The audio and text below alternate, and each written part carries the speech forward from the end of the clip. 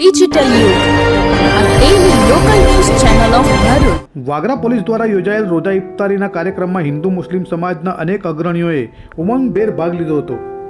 હાલ ચાલી રહેલ પવિત્ર રમજાન માસ દરમિયાન મુસ્લિમ બિરાદરો રોજા રાખી ઇબાદત કરી રહ્યા છે. સવારે શહેરીની રંગતની સાથે જ સાંજે ઇફતારીની રોનક કંઈક અલગ જ પ્રકારની હોય છે. રમજાન માસ પૂર્ણ થવાને આરે છે અને હવે માત્ર ગણતરીના 1-2 દિવસો જ બાકી છે. ત્યારે અંતિમ તબક્કામાં વિવિધ રાજકીય તેમજ સામાજિક સંગઠનો દ્વારા મુસ્લિમ બિરાદરો માટે ઇફતારીનું આયોજન કરવામાં આવતું હોય છે. આવા સમયે વાગરા પોલીસ દ્વારા રમજાન માસ નિમિત્તે ઇફતાર પાર્ટી યોજવામાં આવી હતી.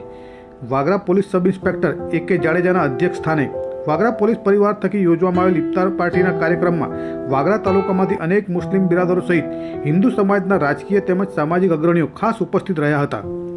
હાલ કેટલીક રાજકીય પાર્ટીઓ ભાગલા પાડો અને રાજકારણની નીતિ અખત્યાર કરી બે ભાઈબંધ કોમો વચ્ચે નફરત ફેલાવીને રાજકીય લાભ ખાટવાનો પ્રયાસ કરી રહી છે.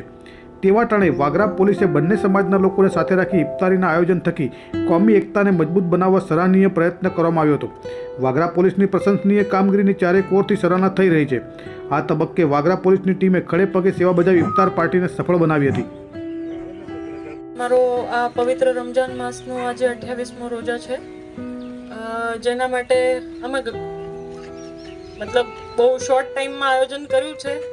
ખબર નહીં, હવે પૂરેપૂરું પ્રયત્ન કર્યો છે કે વ્યવસ્થિત રીતે તમારી અમે મહેમાનગતિ કરી શકીએ.